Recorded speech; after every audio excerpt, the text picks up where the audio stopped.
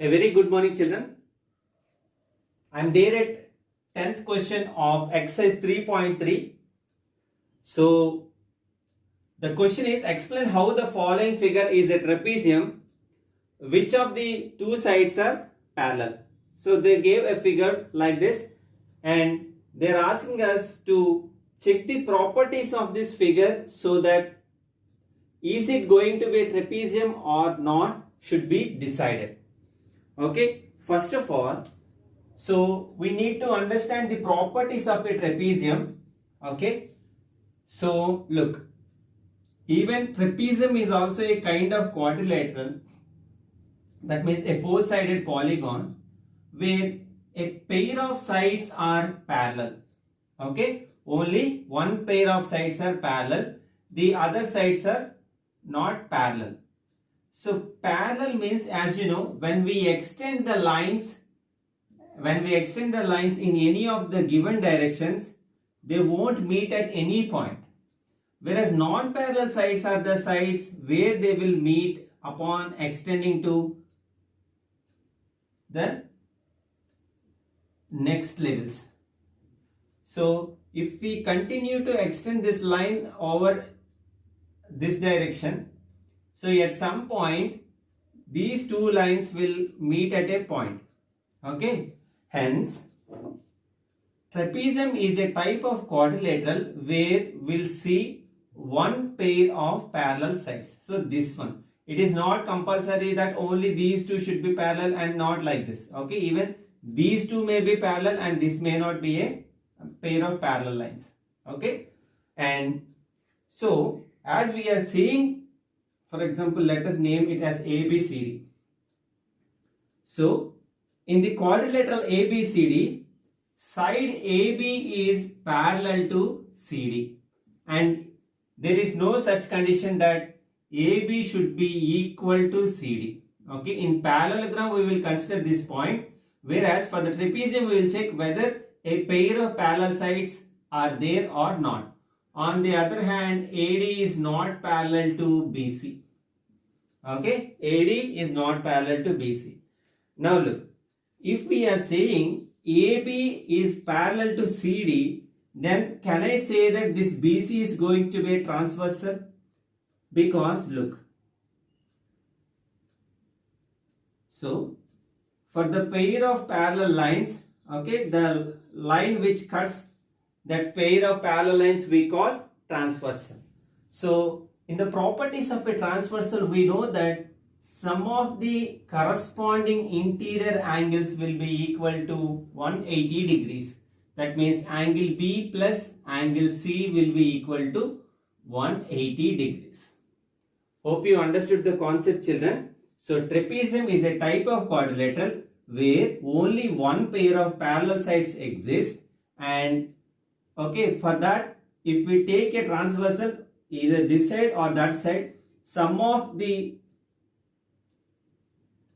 corresponding or the adjacent interior angles is going to be equal to 180 degree. So using these two properties, we are going to check whether the given figure is a trapezium or not. Okay, so solution, it's very much clear that, so clearly KL is parallel to MN.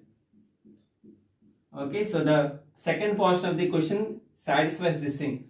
Which of its sides are parallel, they asked, isn't it? So the sides are KL and MN.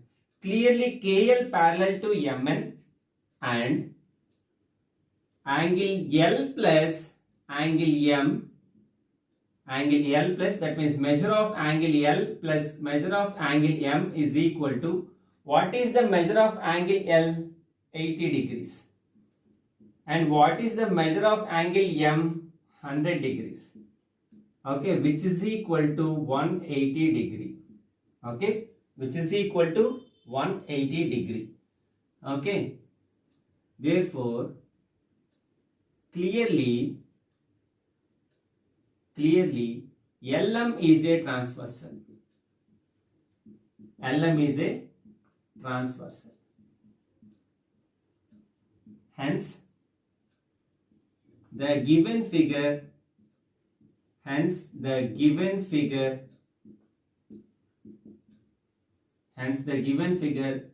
a trapezium.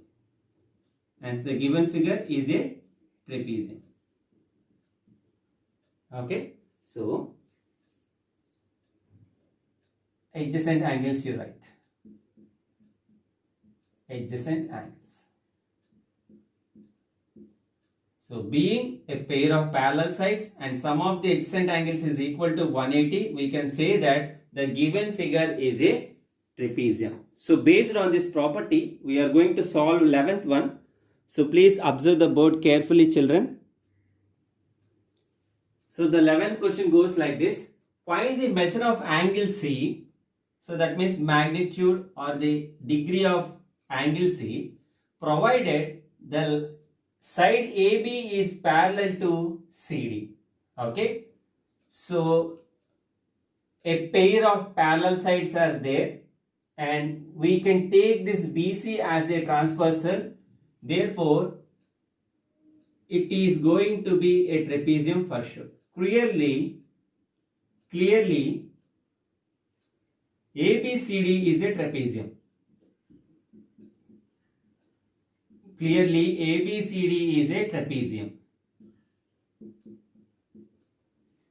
Therefore, angle B plus angle C is equal to, or M angle B, M angle C, both are same, you can write in any way, is equal to 180 degrees, we can say adjacent angles. So adjacent angles of a trapezium makes the sum 180 degree. So we have the value of B as 120 degrees and we want to know the value of angle C. Hence, upon transposing this 120 degrees to the other side, it will become minus 120 degrees. Therefore, angle C is equal to 60 degrees. Okay. So the magnitude or the measure of angle C is equal to 60 degrees. Okay. Using the same properties, take the 12th one as homework for today, children. Okay. In that question, they asked us to find the measure of angle P and angle S, which you can find easily. And the other thing is, if you find measure of angle R, is there more than one method to find magnitude or measure of angle P, which is given in bracket. Okay, as I am saying, you try with any methods. Okay, as long as the procedure is going to be correct along with the answers. So do that 12th one as today's homework. So children, as we are done with our exercise 3.3, before actually moving to exercise 3.4, it is required to understand two more types of quadrilateral, that is rhombus and rectangle. As I thought it would be of help if we can compare those rhombus and rectangle with square. I just took square and in parallel rhombus. Look, there exists most similarity between the figure square and rhombus. Okay, let us check where exactly the difference lies. Look, it's very much clear that in a square all the sides are equal. So all the sides are equal. Okay. Exactly in the rhombus also all the sides are of equal measure or equal length, as you all know this. Okay. And here also opposite sides are parallel. Here also opposite sides are parallel. So first thing is all four sides are equal. All the four sides of a square are equal. Here also the same case, all four sides are equal. And as you already copied these things into your CW, no need to copy this again. For today you will just write the problems which were discussed in exercise 3.3. Okay, all the four sides are equal and all the four sides are parallel. Equal and parallel. Okay, better let us write it as a different point, because only opposite sides are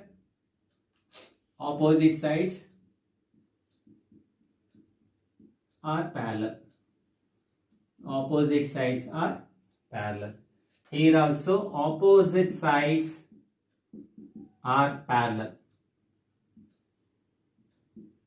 Okay, almost all the points coincide with each other except diagonal points, so check carefully.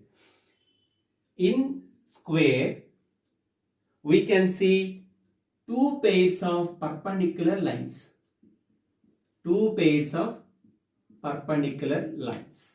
As you know, this indicates the symbol for perpendicular. So what exactly are they? So this one, look, this one and this one, a pair, and this one and this one, another pair. Whereas here no perpendicular lines you will see. Okay, no perpendicular lines. It's very much clear, none of the angles are of 90 degrees. Okay, now all four angles are equal. All four angles are equal, and the angle measures are going to be 90 degrees. Okay, 90 degrees. Whereas in case of rhombus, you will see only opposite angles are equal. Opposite angles are equal. So, look the major difference. Two pairs of perpendicular lines comes in square, whereas you will not see any perpendicular lines in rhombus. In square, all the four angles are equal and 90 degrees, whereas in rhombus, opposite angles are equal. Okay, and here comes the important point about the diagonals. Okay, about the diagonals, what happens is diagonals bisect each other. Diagonals bisect each other.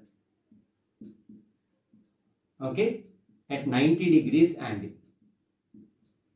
So we are discussing about the angular properties of diagonals. Here also diagonals bisect each other at 90 degrees. Okay, bisect at 90 degrees. Same characteristics. Look. So if we take this is going to be 90 degree, and this is 90, and this is 90, and this one 90 degrees. Okay, here also the same thing comes. So this one is going to be 90, and this one is going to be 90, and this one is going to be 90, this one is going to be 90. Okay, so diagonals bisect each other at 90 degrees, and here also diagonals bisect each other at 90 degrees. Coming to the length of the diagonals, all the diagonals are of equal length. So all the diagonals are equal in length. Here also they are not equal in length. Okay, so these are the major differences, children. So diagonals bisect each other at 90 degrees in square. Rhombus also diagonals bisect each other at 90 degree. Whereas diagonals are of equal length.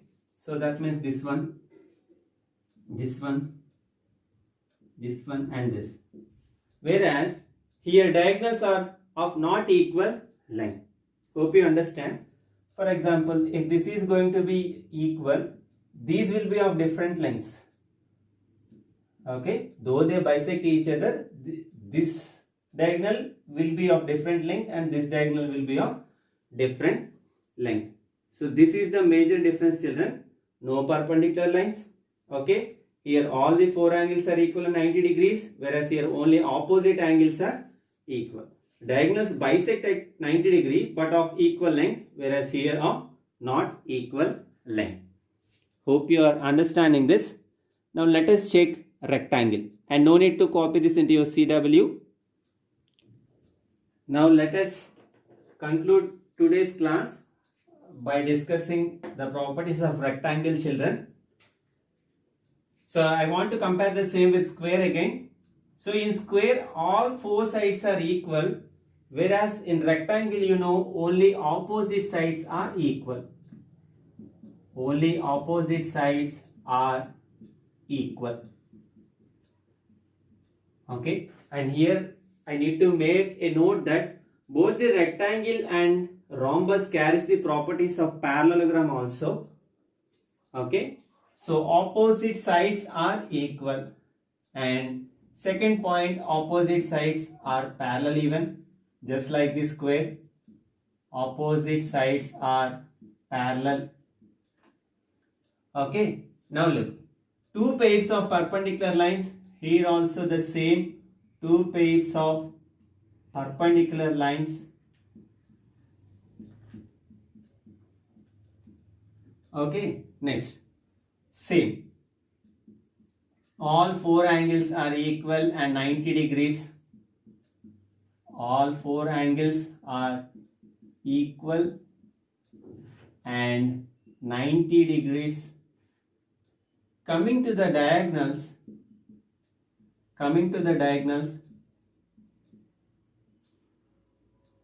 okay, here also diagonals bisect each other,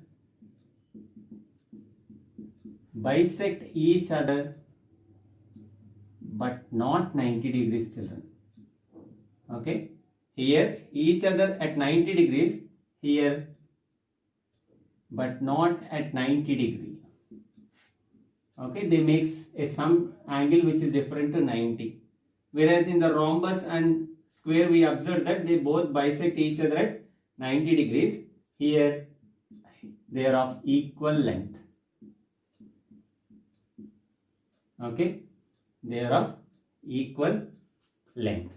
So these are the major differences between the square, rhombus and rectangle, children. Just observe in the figure itself, we can estimate the characteristics of a given quadrilateral. So based on these properties, we will move to the next exercise. That's all for today. Have a great day.